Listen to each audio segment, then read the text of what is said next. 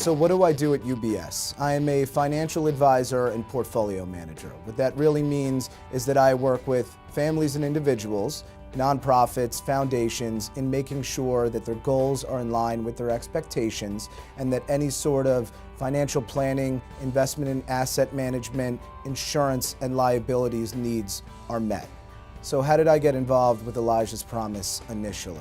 So really great story because it involves someone from the Chamber. For a number of years, I've chaired the Emerging Leaders Committee for the Chamber, and we have a member, Tracy O'Reggio, who is very involved with Elijah's Promise. We had the committee go out and take part in the Turkey Trot, which Elijah's Promise does every year. And at the same time, Tracy had also introduced me to Jim Zullo, who was the executive director at the time. We were able to bring Jim into a number of events, have him speak, and that really kick-started the relationship. Jim asked me to sit on the advisory board for Elijah's Promise, and after about 18 months, I was approached and asked to sit on the board of trustees for Elijah's Promise, and just about 4 months ago, was asked to sit as the treasurer of Elijah's Promise.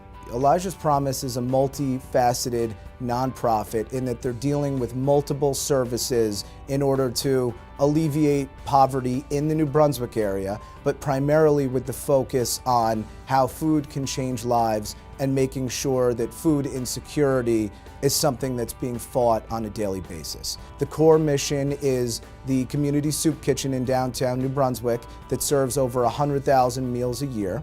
The Promise Culinary School is a program that rolled out a number of years ago under the direction of Chef Pro that primarily offers food training either in general or on the baking and pastry side. We've had roughly 850 students graduate, and currently we have a 90% success rate with students who come out of the school gaining full-time employment in the restaurant or food services industry.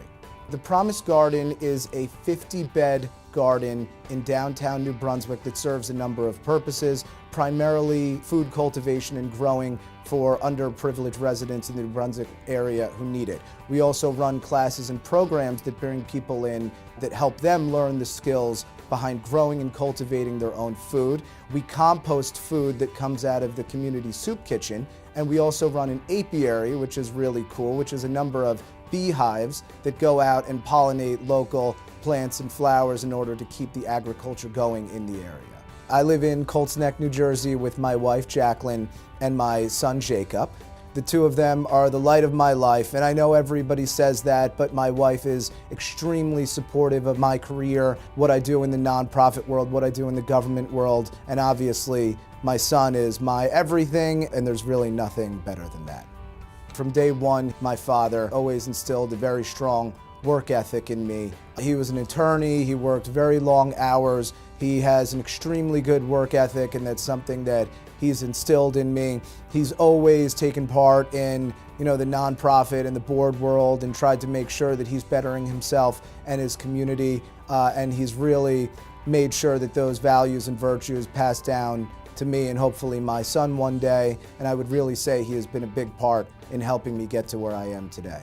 As I mentioned, the Chamber is the reason that I got involved with Elijah's Promise in the first place. The Chamber is the reason that I got involved with the Workforce Development Board. The Chamber is what got me involved with the State Theater in New Brunswick. So not only have I been able to meet people and make friends and do business and bring in clients through the Chamber, just in terms of my personal and professional development, it's been an exceptional resource to further myself and further my career. I think it's really important to mention that Elijah's Promise is not necessarily an organization that's wanted, but it's an organization that's necessary at this point in the current climate in 2018. January of this year, the soup kitchen served 12,800 meals. January last year, the soup kitchen served 11,800 meals. So while unemployment is down nationally and specifically in Middlesex County, we still have more people a year later utilizing the services of the community kitchen.